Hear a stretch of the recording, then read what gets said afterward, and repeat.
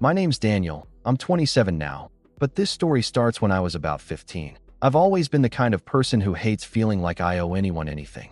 Maybe that's because growing up, my parents had this unspoken scoreboard in their heads. Every meal, every ride, every favor they did for us wasn't really free. They'd bring it up months or even years later, like a receipt they were waiting for me to pay back. It made me feel like even basic parenting was something I was supposed to earn. And when you're a teenager, that leaves a mark. Money was always complicated in our house. My parents weren't poor. They both had decent jobs, but my younger brother, Ryan, was their golden child. He's 3 years younger than me, and from the moment he was born, everything seemed to orbit around him.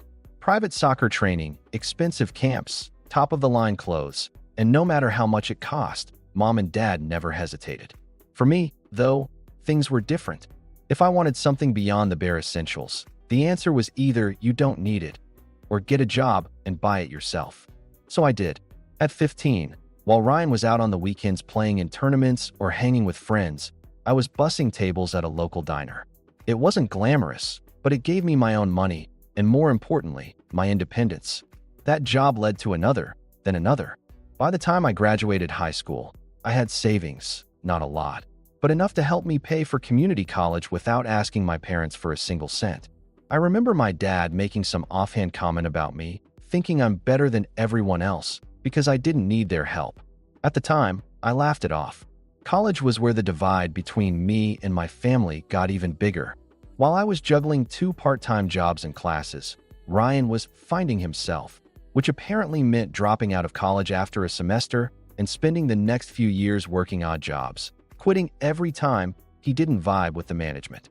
My parents always had an excuse ready for him. He's just figuring things out. He's got a lot of potential. You know he's not like you, Daniel. I started noticing a pattern. Anytime I achieved something, it was brushed off as no big deal, but if Ryan did the bare minimum, it was a family celebration. When I was 24, I landed a solid job in tech. It wasn't flashy at first, but I worked hard, learned everything I could, and started climbing the ladder. Within a year, I was making enough to finally think about getting out of my cramped apartment. I didn't tell my parents right away. I knew how they were, but I quietly started looking at houses. Every open house I went to felt surreal, like I was getting closer to something that had always felt impossible for someone like me. The day I closed on my first home, I was shaking from excitement. It wasn't some mansion, but it was mine. I'd worked for every brick, every dollar of that down payment. I invited my parents and Ryan over for dinner as a surprise, thinking maybe they'd be proud. That was my first mistake. The moment they stepped inside, I could see it in my mom's face. She wasn't happy for me. She was calculating. Her eyes swept over the place like she was taking inventory. My dad made a joke about me secretly winning the lottery, and Ryan? He barely said a word, just walked around like he was scoping it out. The only genuine reaction I got was from my aunt, who came along and kept saying how impressed she was. But when we sat down to eat, the comments started. "It's nice," my mom said, "but don't you think it's a bit much? For someone your age?" "Yeah," Ryan chimed in. "You probably could have helped out with other things instead of splurging on this." I remember putting my fork down slowly and asking, "What other things?" And that's when my mom gave me this look, like I was supposed to know exactly what she meant. "Your brother's been talking about going back to school," she said. "But you know how expensive that is. We thought maybe, well, you've got this big house now. You could have chipped in a little to help him get a head start." It hit me like a slap. Not once had they asked if I needed help with my down payment, my furniture, my bills. But now that I had something to show for myself, it was already being mentally allocated to Ryan. I tried to keep my voice steady. "I worked for this. I didn't take anything from you. Why should I be expected to pay for Ryan's choices?" The air got tense. My dad muttered something about family helping family, and Ryan looked at me like I'd personally betrayed him. I ended that dinner early. As they left, my mom gave me a hug, the kind that's more like a squeeze, and whispered, "Don't be selfish, Daniel. We'll talk about this again." I thought maybe it would just blow over. I was wrong. Over the next few weeks, little comments started creeping into every conversation. My mom would call and say things like, "Ryan's been looking at classes, but we just can't make it work without some help. And it's such a shame when people in the family have the means to help and just don't." My dad kept reminding me of everything they'd done for me growing up, which was laughable considering how little they'd actually supported me financially. The final straw before things exploded came one Sunday afternoon. I got a text from Ryan. "We need to talk. Come by." I figured maybe he wanted to apologize or at least explain. When I showed up, my parents were there too, sitting at the kitchen table with papers spread out. College brochures, tuition breakdowns, a proposal for how much I could reasonably contribute to Ryan's education over the next 4 years. I laughed. I actually laughed out loud because it was so absurd. "You seriously made a payment plan for me? For my brother?" I asked. My mom shot me a sharp look. "This isn't a joke, Daniel. This is his future. If you care about family, you'll do this." And then Ryan, with zero shame, said, "I mean, it's not like you don't have the money. You bought a whole house, man. Why should you get to have all that while I'm stuck here?" Something in me snapped that day. I stood up, told them I wasn't giving a single cent, and walked out. I thought maybe they'd be mad for a while, maybe even stop talking to me for a bit. I didn't think they'd go as far as they did next. Because 2 weeks later, I got a letter in the mail. It was from a lawyer, and when I read it, my hands started shaking all over again. But this time, it wasn't excitement. It was rage. I must have read that letter a dozen times before it sank in. My parents, my own parents, were suing me. The claim was something about willfully depriving a dependent family member of necessary opportunities. The dependent being Ryan, of course. They were framing it like I'd somehow blocked him from getting an education, as if my refusal to fund his second attempt at college was the same as taking money away from him. It was so outrageous I almost thought it had to be some kind of bluff. The letter demanded a settlement, an amount suspiciously close to the total tuition cost they'd shown me at the kitchen table. It also hinted at emotional damages Ryan had suffered because I flaunted my success in his face. I remember sitting there at my dining table, my coffee going cold, and just thinking, this can't be real. Surely they wouldn't actually go through with it. But they did. Within a week, my mom started calling me daily, each time switching between guilt and anger. One day it was, "Daniel, you're tearing this family apart. Is a little generosity really worth losing us over?" The next, it was, "Your brother's devastated. He feels like you want him to fail." She would cry on the phone, sometimes for minutes at a time without saying anything, just to make me feel like I was crushing her. Ryan, meanwhile, was doubling down on the entitlement. He started posting vague jabs on social media. Things like, "Some people only care about themselves, even if it ruins others' lives," accompanied by sad emojis and inspirational quotes about family loyalty. Of course, his friends and our extended family, most of whom didn't know the full story, would comment things like, "That's so messed up," and "I'm so sorry you're going through this." It was like he was setting up a little pity stage for himself and milking it for all it was worth. I started noticing the subtle ways my parents were twisting the narrative to relatives. At a cousin's birthday party, my aunt pulled me aside and said, "I just wish you and Ryan could work this out.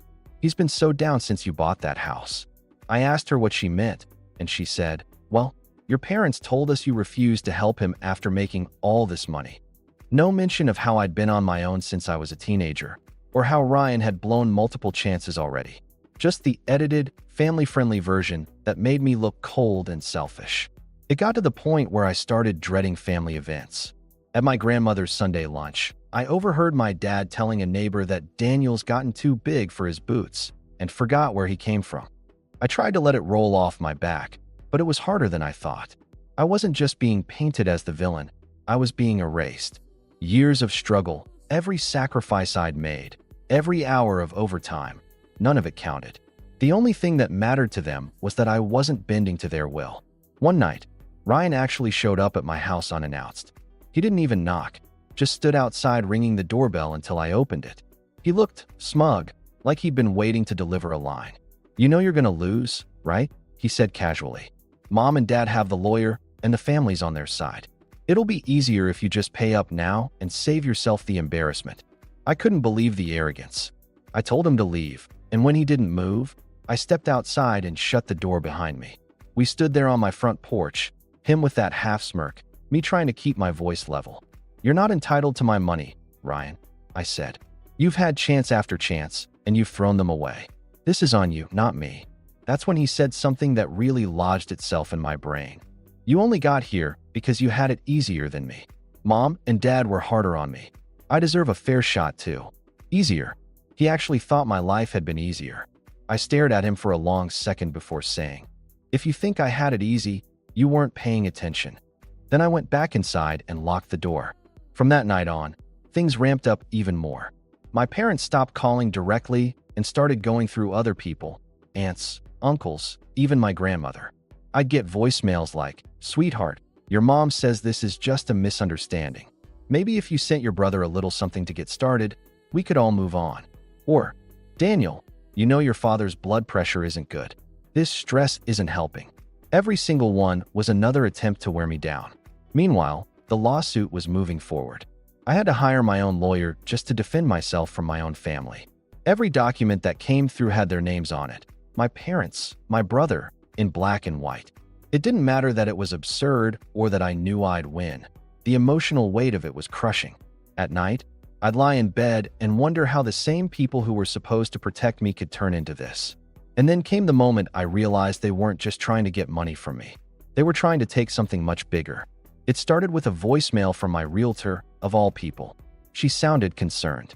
She said she'd gotten a strange inquiry about my house, asking if it was available for purchase or rental because the current occupant might not be there much longer.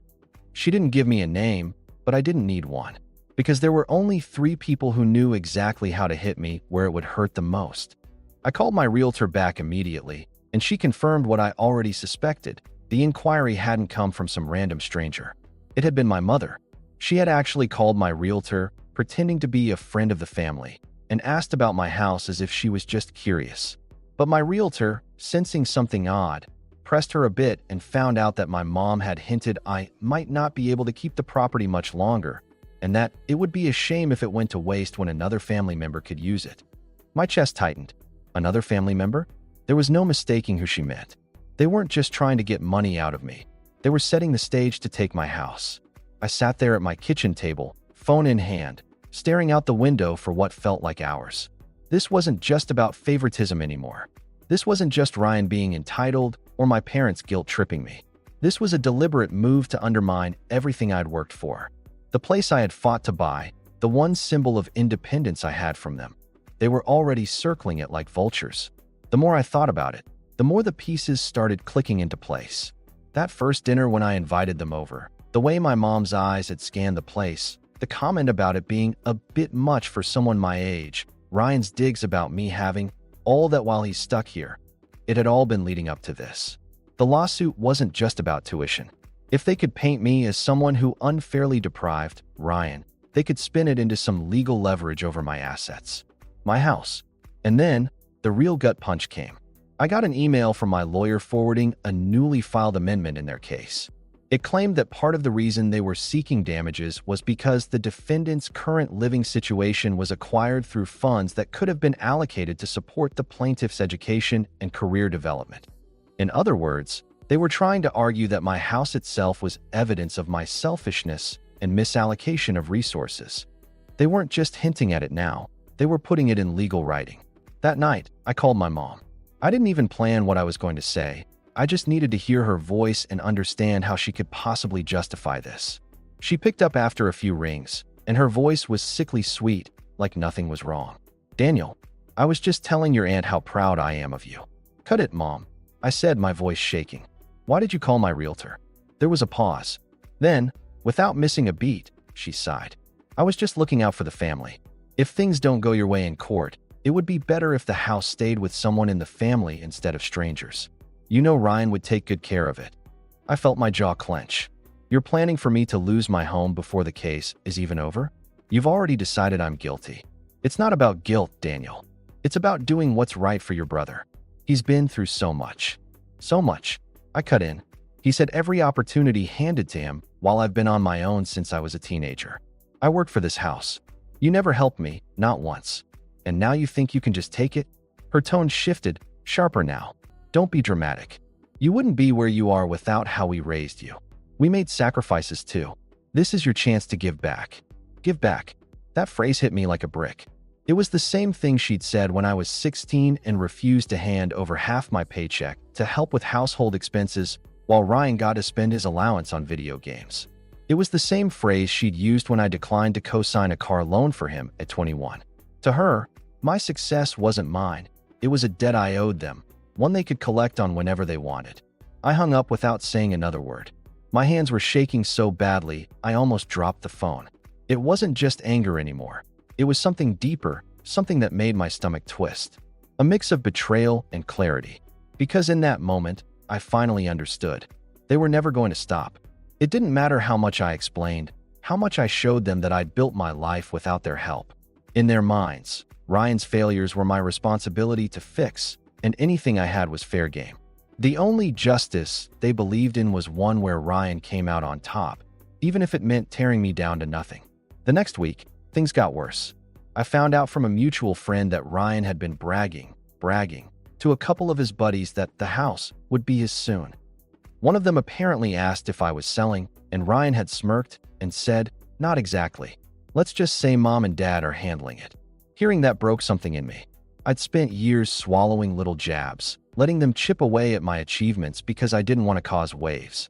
But now they were trying to strip me of the one thing that symbolized all those years of grinding, all those nights I'd gone without so I could save for a future no one else believed in. And that's when I made a decision. If they wanted a war, they were going to get one. But I wasn't going to fight it their way. I was going to make sure that when I pushed back, they'd regret ever thinking they could take what was mine. The weeks that followed felt like walking through quicksand. Every day, there was another blow, another reminder that my own family had positioned themselves as my enemies. My lawyer was doing what he could, but every new filing from their side felt like a punch to the gut. The language was so cold, so calculated. It was like they'd erased me as a son and rewritten me as some faceless opponent they needed to beat in court. I stopped sleeping properly. Some nights I'd stare at the ceiling for hours, my mind running in loops. What if they somehow won? What if they took the house? Where would I go? What would I have left? My home had always been my sanctuary, the first place I could close the door and know no one could barge in and tell me what to do. Now, even sitting in my living room felt tense, like the walls weren't mine anymore. My work started to suffer too. I'd catch myself zoning out in meetings, missing deadlines because I was buried in legal paperwork. My boss noticed, and while he was sympathetic when I told him it was a family legal matter, I could tell his patience wouldn't last forever. I'd worked so hard to build a reputation as reliable, as someone who could handle anything thrown at me, and now I was watching it crack. The worst part was the isolation. My parents had done such a good job of controlling the story that most of my extended family thought I was being cruel. Invitations to birthdays, dinners, and even casual get-togethers started to slip through the cracks. I'd see photos posted online, big smiling group shots with captions like "Family First," and there'd be Ryan, grinning in the middle, my parents on either side. I wasn't even mentioned anymore. One night, I opened my fridge and realized I hadn't done a proper grocery run in weeks. I'd been living off takeout and whatever I could grab from the corner store because I didn't have the energy to shop. Standing there in the dim light of the fridge, staring at a single carton of eggs and half a bottle of orange juice, I felt this wave of hopelessness wash over me. It wasn't just about the lawsuit anymore. It was the feeling that no matter what I did, I'd always be the outsider in my own family. But in that low moment, something else sparked too. I remembered being 15, standing behind the counter at the diner on a Friday night, my hands raw from scrubbing dishes, knowing I had to be up early for a double shift the next day. I'd done that for years without a safety net, without anyone cheering me on. Every single step I'd taken since then had been because I refused to give up when it would have been easier to quit. And that's when I decided I wasn't going to let them take everything from me. I stopped answering their calls. I told my lawyer to handle all communication, no matter how trivial, so I wouldn't have to hear their voices or read their manipulative messages. I started quietly going through my finances, making sure every asset I had was locked down, every account secured. I pulled my credit report to check for anything suspicious.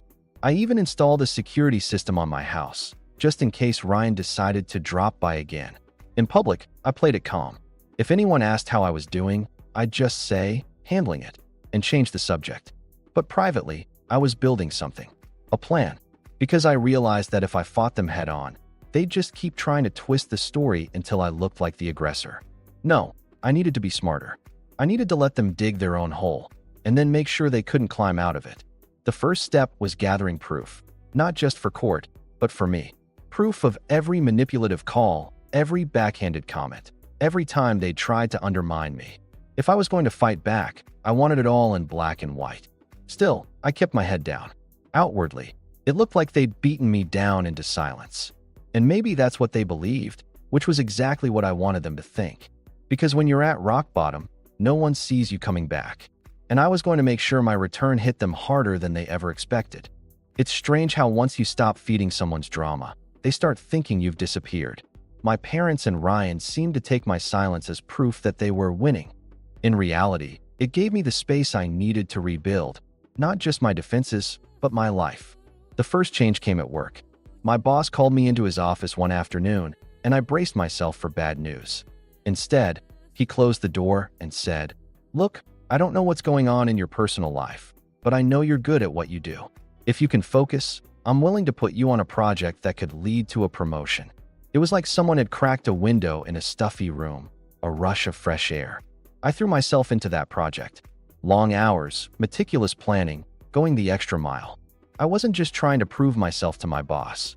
I was reminding myself what I was capable of. And it worked. The project was a success, and a few weeks later, I was offered the promotion. Along with it came a significant pay bump, enough that my financial cushion grew thicker, my savings healthier. It didn't erase the stress of the lawsuit, but it made me feel secure again. Meanwhile, my lawyer was quietly picking apart their case. He'd managed to get records of Ryan's past employment history, his previous failed college attempts, even messages where my parents admitted they'd spoiled him too much. Each piece was another thread in the fabric of their hypocrisy. I didn't gloat, not yet. I just filed it all away, letting it pile up. Outside of work, I started focusing on myself again. I rejoined the gym I'd quit months ago, partly to clear my head and partly to remind myself that my body didn't have to carry the weight of all this stress. I started cooking real meals again. Nothing fancy, but there was something therapeutic about chopping vegetables and actually sitting down to eat. I also began reconnecting with people I'd drifted from. Not the family members who'd bought into my parents' version of events. I left them to their group photos and fake smiles, but old friends, co-workers I trusted, people who knew me without the filter of my family's gossip. Little by little, I rebuilt a circle around me that wasn't poisoned by their manipulation. And then, something unexpected happened. I was invited to speak at a local networking event for young professionals. Someone had seen the results of my project at work and thought my career path was inspiring. Standing on that stage, telling my story, the professional one, not the messy personal parts, I realized I wasn't the powerless kid bussing tables anymore. I had built something. And no matter what my family thought they could take from me, they couldn't take that. With every win, big or small, I felt the balance shifting. My parents still had their lawsuit, but outside of that courtroom, their control over me was slipping. They couldn't guilt me into calls I wouldn't answer, couldn't twist my words if I didn't give them any. They had to go through lawyers for everything now, which meant no more surprise ambushes at my front door or accidental run-ins at family gatherings. The best part? While they were busy burning bridges with me, they were also wearing down their own credibility. A mutual acquaintance let slip that some relatives were starting to question why my parents were dragging me through court instead of helping Ryan get his life together. Apparently, Ryan had been bragging so openly about getting the house that even people on their side were starting to see how bad it looked. That was when I knew I wasn't just surviving anymore. I was gaining ground. My career was stronger, my finances were secure, and I had allies who saw through the lies. I was in a position now where I didn't have to react to their moves. I could plan my own. And as much as I wanted to strike back right away, I forced myself to wait. Because timing, I realized, was everything. Let them think I was just living my life, moving on. Let them keep underestimating me. Because the next time I made a move, it wouldn't just protect what was mine. The turning point came on a Tuesday afternoon, of all days. I was leaving a client meeting when my phone buzzed with an email from my lawyer. The subject line read, "Discovery request, opposing counsel error." Inside was a forwarded thread. My parents' lawyer had accidentally copied my attorney on an email chain that was meant to be internal between their side. And in it was a goldmine. The chain was mostly logistics, timelines, filing deadlines. But buried halfway down, There was a message from my mother to their lawyer that made my pulse quicken. She'd written, "We need to make sure Daniel's house is included in any settlement. Ryan has already been in touch with a realtor friend who can list it as soon as it's signed over. This is the cleanest way to ensure he gets a fresh start." There it was, in writing. Proof that the lawsuit was never about helping Ryan get an education. It was about transferring my house into his name. My lawyer practically hummed with energy when we spoke that evening. "This changes everything," he said. "They've essentially admitted to ulterior motives. We can use this." But I didn't want to just use it to defend myself. I wanted to turn it into the foundation of something bigger, something that would end their ability to pull this stunt ever again. Around the same time, work presented me with another opportunity. My promotion had put me in charge of a small team, but now I was being offered a cross-department leadership role on a high-visibility project. It came with two major perks: significantly more income and connections with senior executives in industries far beyond my current reach. The kind of people who could, if necessary, open doors I didn't even know existed. I accepted without hesitation. Not only did this strengthen my financial position even more, but it also gave me flexibility, the ability to quietly channel resources where I wanted them. And one of the first things I did was hire a private investigator. I didn't want anything illegal or invasive. I just wanted the truth. I wanted to know exactly what Ryan had been doing while his future supposedly hung in the balance, and whether my parents had a history of pulling similar moves with other relatives. The investigator didn't disappoint. 2 weeks later, I had a thick folder on my desk. Inside were social media posts from accounts Ryan thought were private, showing him on trips, buying expensive electronics, and even test-driving cars in the months he'd been claiming he was barely scraping by. There were also property records showing my parents had, years ago, tried to pressure my late aunt into selling them a piece of land for a fraction of its value, something that had caused a rift no one talked about anymore. The more I read, the clearer my path became. I didn't need to just win the case. I needed to dismantle the narrative they'd built, piece by piece, in front of an audience that mattered.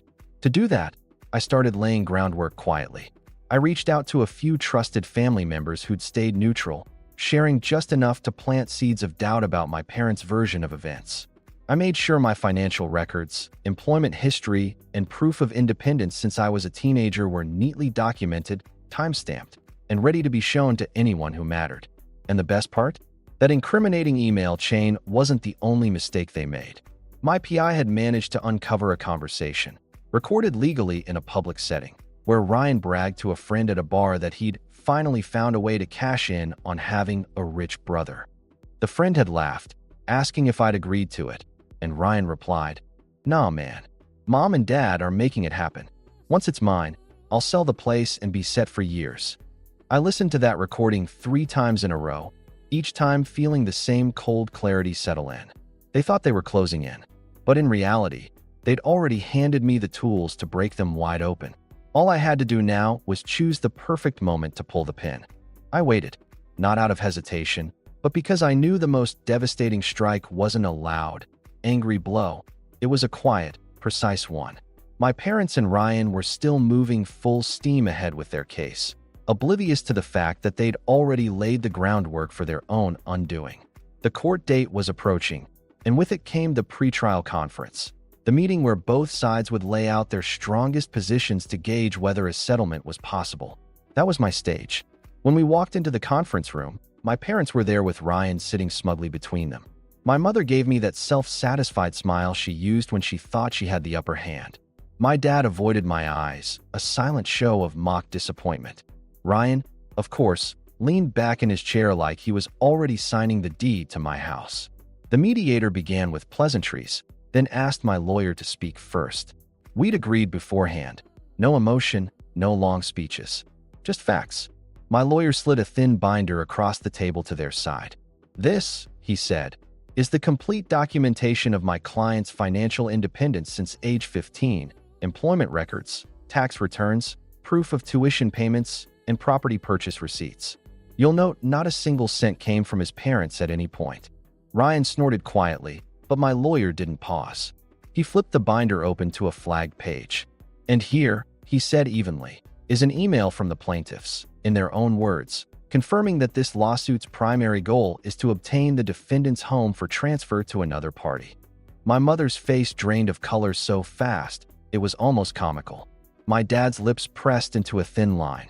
Ryan sat forward, trying to read the page, his confidence wobbling. And lastly, my lawyer said, pressing a button on his laptop, a short audio clip. Ryan's voice filled the room. Nah, man. Mom and Dad are making it happen. Once it's mine, I'll sell the place and be set for years. Silence. You could hear the ticking of the wall clock. My lawyer let it hang for a good 5 seconds before saying, given these facts, we believe the court will not only dismiss the case, but will find grounds for filing a countersuit for damages, including legal fees and reputational harm. The mediator cleared his throat and looked at their lawyer. Do you wish to respond? Their lawyer's face was tight, his jaw working like he was chewing on nails. He leaned toward my parents, whispering urgently. My mother shook her head rapidly, eyes darting to me with something that looked almost like fear. Ryan muttered something under his breath that made my dad glare at him. Finally, their lawyer straightened up. We'll need a moment to discuss this privately. They left the room. I sat there, my hands folded, not saying a word. Inside, I felt that strange, satisfying calm that comes when you know the fight is already over. 10 minutes later, they came back in, their expressions carefully blank. We're willing to withdraw the lawsuit, their lawyer said stiffly, with each party covering their own legal fees. My lawyer didn't even look at me before replying. That's unacceptable. We have clear evidence of malicious intent and will proceed with our countersuit unless we receive a written apology, a public retraction of all prior statements made against my client, and full reimbursement of his legal costs. Ryan's head snapped toward my parents. We're not. Yes, we are. My mother cut in, her voice tight. And that was it. In that room, they caved. I didn't raise my voice, didn't gloat, didn't even look at Ryan as he sat there fuming. I let the paperwork speak for me.